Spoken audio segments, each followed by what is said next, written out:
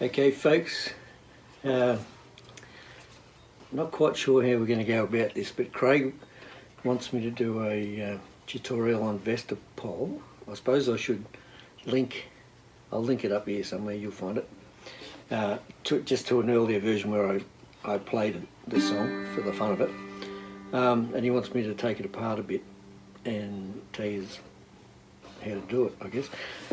So I never really thought about it before, but the melody is all on a major scale, on a major pentatonic scale, which means it's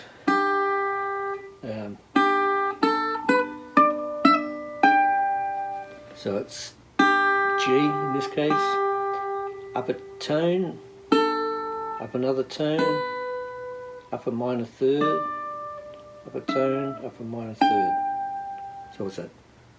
Tone, up 2 frets, up 2 frets, up 3 frets, up 2 frets, up 3 frets.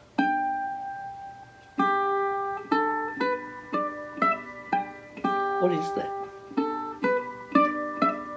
Anyway, the same would be on the bottom string because it's G as well.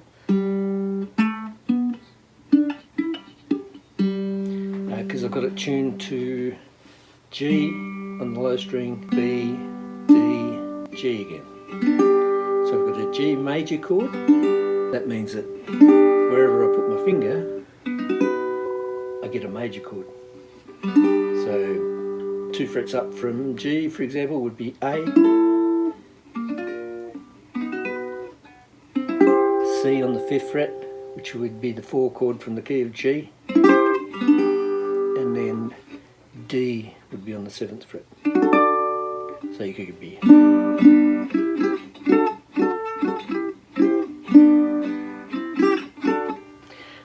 and of course at the 12th fret again everything starts over, so that would be G as well. But we're not going to use those chords, or you could, but I'm just going to show you other ways to play those chords, because the song has G, C,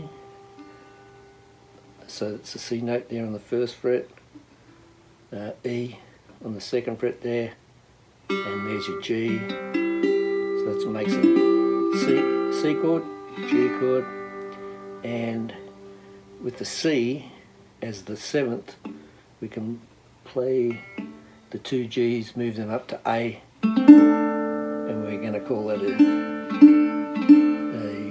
D7.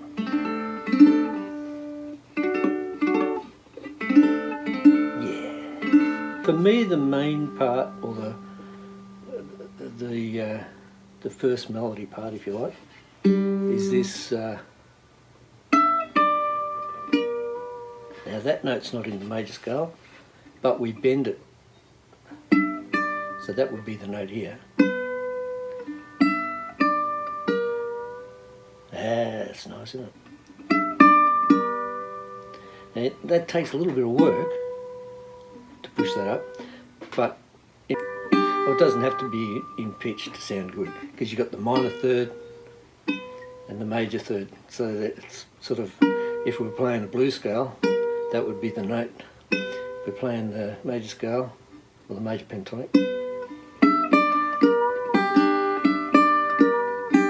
So what do we got? 7, 9, oh no, it starts on the 9. And that's 8. And then open.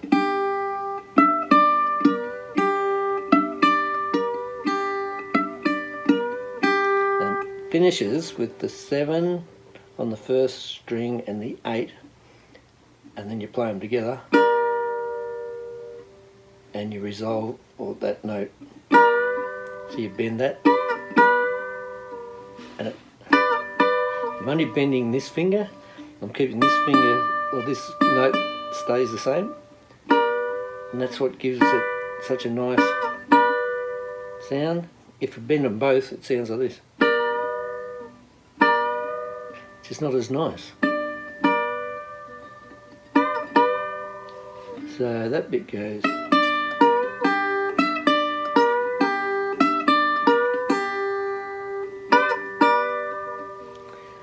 So that's the first part. I mean, you do that twice, and then you keep the thumb going for it.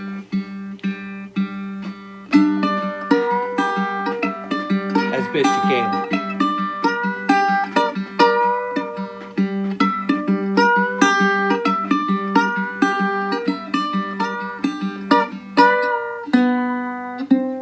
Now we're into our C chord. Now I'm going to play, because that's our root note, and that's our 5, so we can get a nice bass thing going.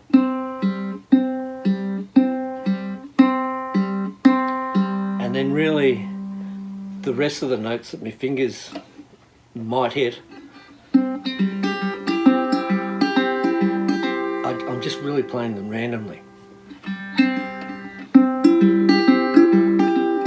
And if I can't do that, like if I'm new at it, and I'm just trying to get this drone going like I had in the last chord, that G note works for the C chord as well. So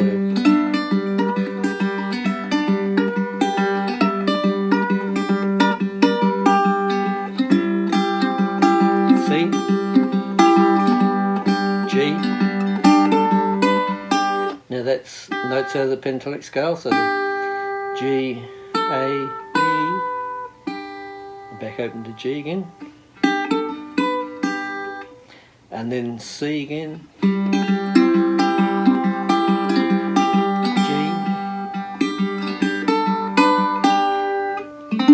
D7.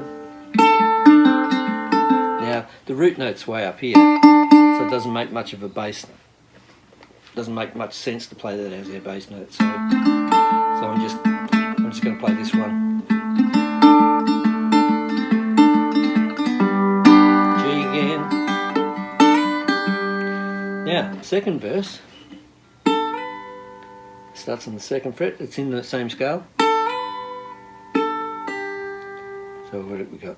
2nd fret, 4th, slide back down. Yeah. No, we don't slide back down, we slide up. 2nd fret, pull off.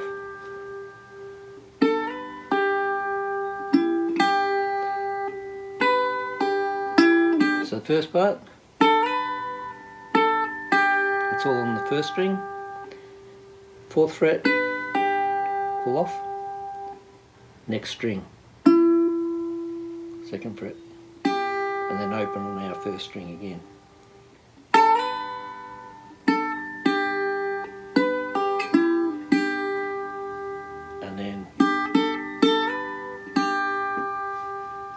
Pretty, ain't it?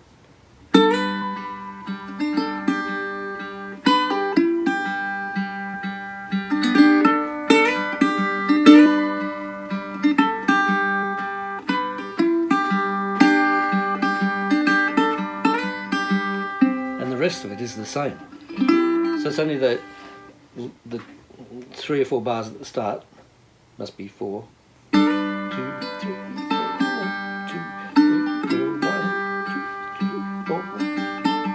8 bars. 1. C, exactly the same as before. G, C,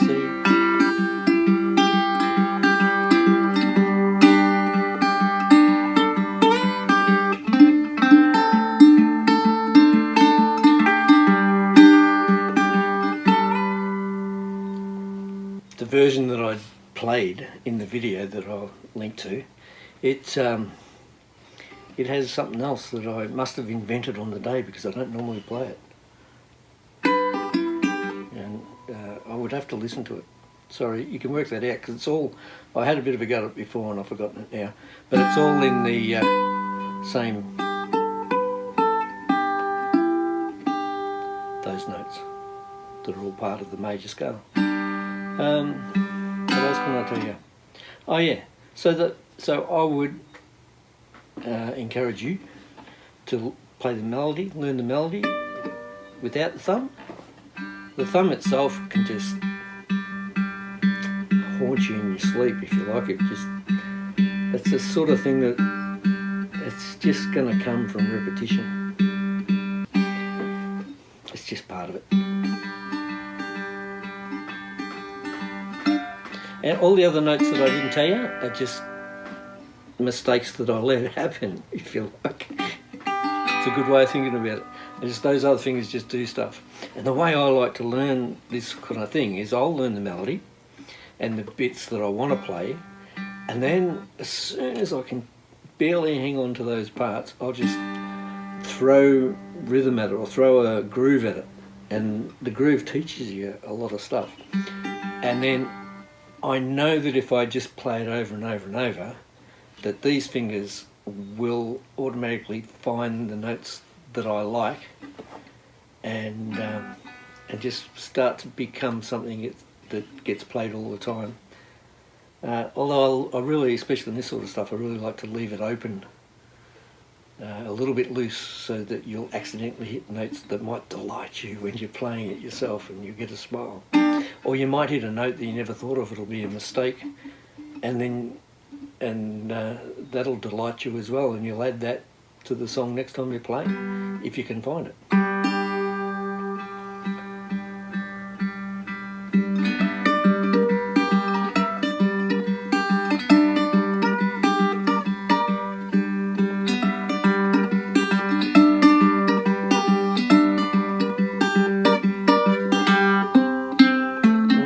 Oh, that was a clank. Never mind. Anyway, I hope you enjoy that. That's called Vestapol.